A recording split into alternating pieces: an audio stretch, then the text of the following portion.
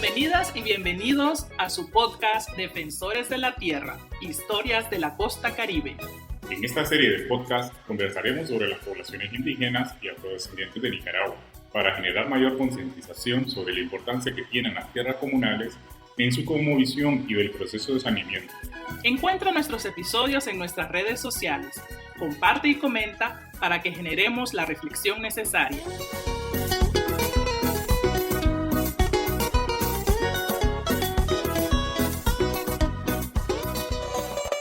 Bienvenidas y bienvenidos a su podcast Defensores de la Tierra, Historias de la Costa Caribe.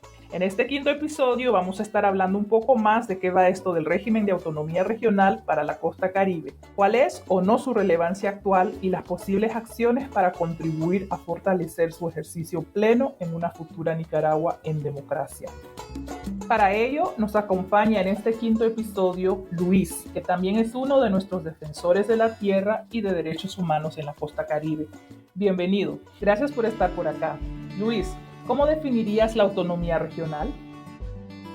Muchas gracias por la invitación. Yo definiría la autonomía como la capacidad que tengan los pueblos, en este caso de autonomía regional. Voy a ser específico para no estar hablando como abstracciones de un concepto general de autonomía.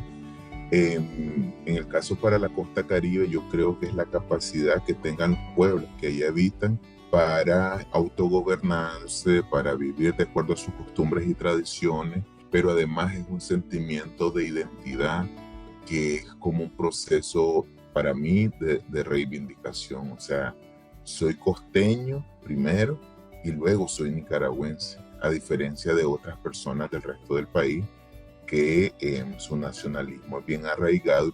Entonces yo lo definiría de esa manera, pues identidad, autogobierno, autodeterminación y también la capacidad de administrar nuestros propios recursos. Ahí lo dejaría. Tomando en cuenta estos cuatro elementos que mencionas, identidad, autogobierno, autodeterminación y administración de recursos, ¿cuál crees es la importancia actual de la autonomía para las poblaciones de la Costa Caribe? Yo creo que es de suma importancia porque es lo que aspiramos.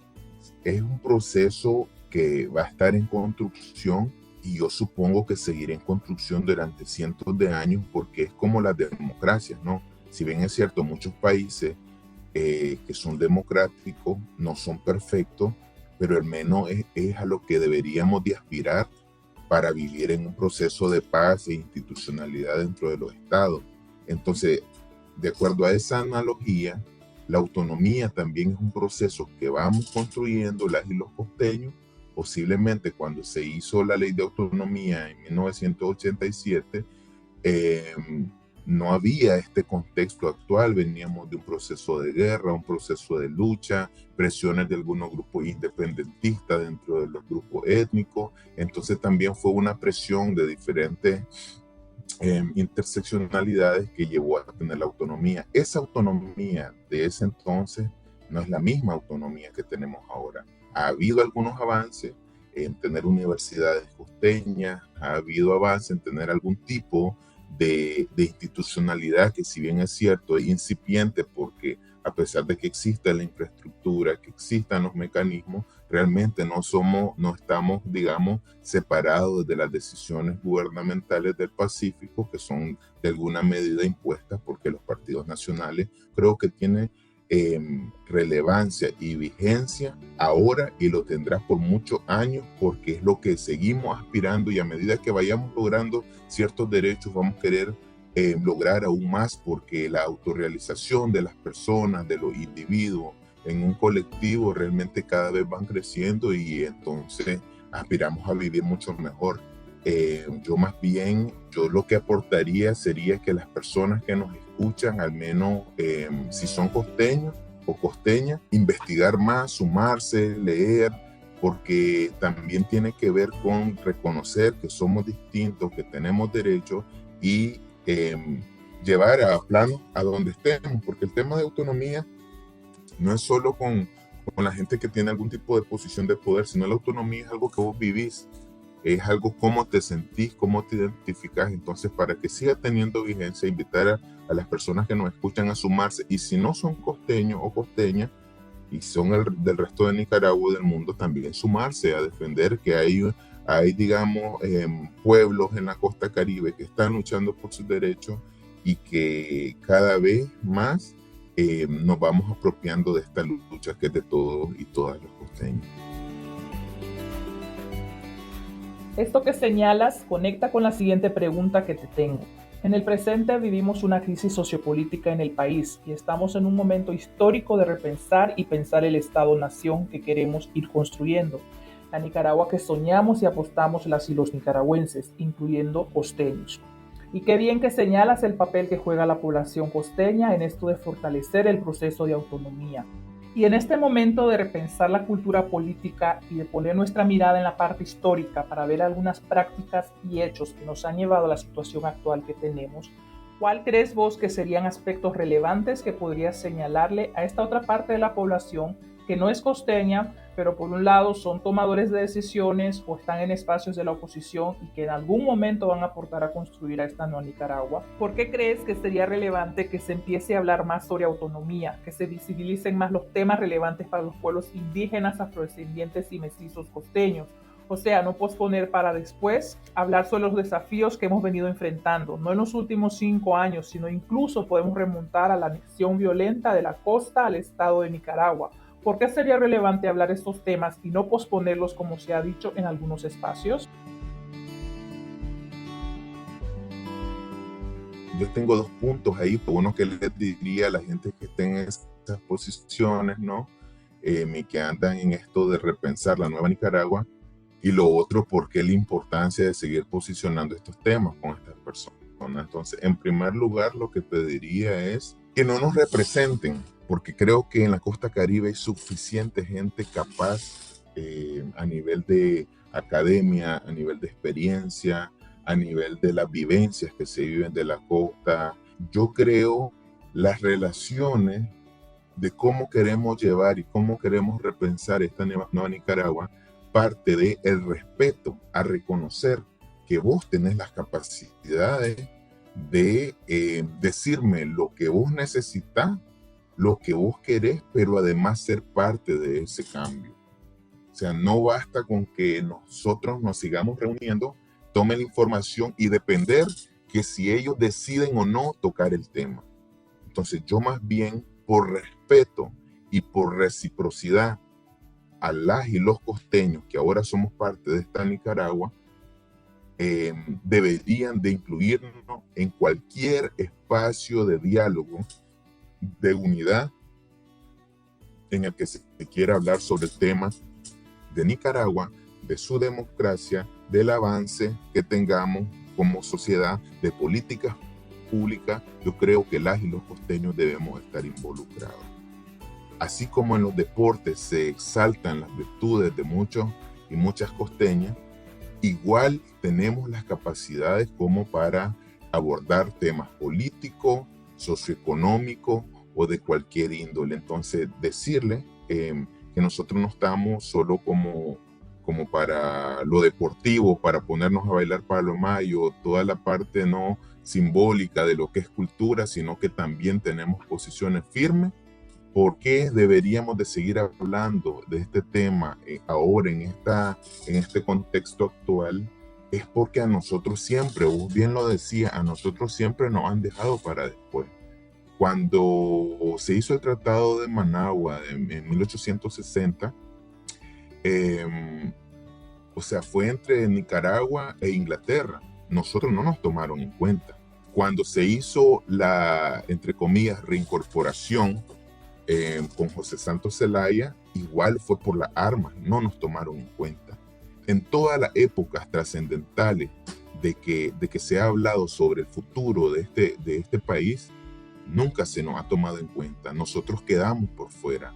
Cuando un sector tan importante como la costa Caribe, que representa aproximadamente el 50% del territorio nacional, que las reservas de recursos naturales están en la costa Caribe, que la plataforma continental marítima donde se extraen recursos naturales y posiblemente también Más de unos años se estuvieron haciendo exploraciones petroleras, están en la costa Caribe, los recursos bosques, los recursos mineros están en la costa Caribe, y que siempre se nos ve como una finquita donde extraen sus recursos naturales. Yo creo que tener suficiente peso político y económico para nosotros ser parte de este tipo de conversaciones y que no se nos deje aparte como siempre se ha hecho. Es ahí también la responsabilidad de las y los costeños de organizarnos y ser firmes también en nuestras posturas para que no se nos siga dejando de lado también. Entonces, yo creo que tenemos que incluso empezar a repensar y reaprender el tema de qué es un nicaragüense, porque tiene que ver justamente con eso. Cuando vos pensás en que cómo es un nica, vos no pensás que un nica es indígena o es afrodescendiente o que puede ser un mestizo distinto, un mestizo costeño. No, nunca lo imaginas así. Entonces, yo creo que este es el momento de que por fin, en este pensamiento de esa nueva Nicaragua, por fin se nos piense como parte de ser nicaragüense. Porque a medida que históricamente nos han excluido y en los procesos importantes solo se nos incorporó al territorio por la fuerza, obviamente si no hay esfuerzos de educación, si no hay reciprocidad en cuanto al respeto a las culturas y tradiciones y costumbres de la costa Caribe, eso nunca va a salir en la historia, nunca va a salir en los medios, en las políticas públicas de educación. Entonces no vamos a aprender de qué es la costa Caribe, de cómo están. Mucha gente en Managua todavía piensa de que en Managua y en el resto del país piensa de que necesitas pasaporte para ir a la costa Caribe. ¿Por qué? Porque no se les educa. O sea, nosotros, los costeños y las costeñas, sabemos que no necesitamos pasaporte para ir a Managua. Ellos no lo saben. Nosotros podemos conocer de Rafael Herrera, de un montón de héroes y mártires, entre comillas, porque se nos ha impuesto una educación con una visión monoétnica desde el Pacífico, y ellos no saben ni siquiera, no tienen ni idea. Incluso el Palo de Mayo, que es lo que más escuchan, se ha vulgarizado, se ha hecho utilitario para un montón de actividades que a veces siento que incluso destruyen la parte cultural del Palo de Mayo.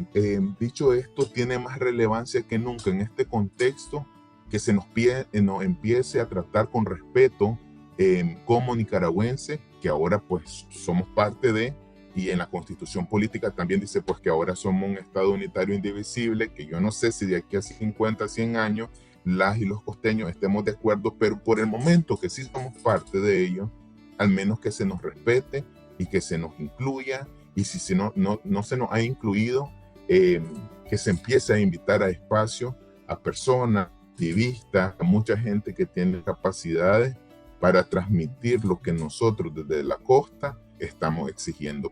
Y es por eso que debemos también fortalecer los esfuerzos unitarios en la misma costa Caribe, entre activistas, entre liderazgos territoriales, comunitarios, para nosotros también como costa Caribe tener un planteamiento firme ante cualquier organización, ante cualquier cambio que se dé en el país. Nosotros incluso dar un ejemplo de cómo se debería hacer política en Nicaragua. En esta última intervención has hecho un extenso análisis de lo que toca ir trabajando en la región, en el país y con todos los actores, y tomando en cuenta también el respeto a la diversidad cultural y la inclusión. Quisiera hacerte una pregunta, retomando una frase que mencionaste y que me resuena mucho ahora que somos parte de Nicaragua. ¿Crees que en la costa Caribe realmente podemos decir que somos parte de Nicaragua en el sentido amplio de la palabra, o aún nos queda mucho para entretejer y fortalecer el tejido social que incluye a la costa Caribe dentro del estado de Nicaragua? ¿Cómo lo ves? ¿Crees que en verdad hay un sentir general en la costa Caribe de que la Nicaragua es nuestra patria? Realmente ahorita no. Ahorita yo al menos quiero hablar por mí, quiero hablar en primera persona. Yo siento que estamos largos de las y los costeños de sentirnos como parte firme de Nicaragua. Sí que muchas personas que estén escuchando y no estén familiarizados con el tema van a decir pues que estoy un poco loco, ¿no? Porque tenemos un patriotismo bien fuerte y tóxico aquí en Nicaragua, que es lo que nos enseñan, ¿no? marchar el 14 de septiembre por la batalla de San Jacinto, marchar por la independencia, pero quiero darle la noticia a las y los costeños que no están bien metidos en el tema. Cuando eso ocurrió, nosotros ni siquiera éramos parte de Nicaragua. Entonces, digo esto porque imagínense cómo nosotros, por la integración, por sentirnos parte de, nosotros reconocemos esos momentos históricos para Nicaragua y nosotros vamos a marchar y las y los niños se emocionan y marchan con todo el fervor del mundo y reconocen pues estos momentos históricos. Pero yo digo, ¿por qué entonces cuando nosotros celebramos la autonomía no se marcha en todo el país? ¿Por qué se sigue viendo como una fiestita de pueblo? ¿Por qué no hay reciprocidad en cuanto al respeto que tengan hacia nosotros también? Y cosas que parecieran hasta tontas a veces o pequeñas. Yo creo que desde ahí parte, ¿no? Primero que la educación, las políticas públicas deben de ser orientadas a que nosotros nos integremos totalmente a esa Nicaragua. E incluso vos puedes fijarte en los mapas de pobreza, que los municipios de la costa Caribe son de los más pobres del país.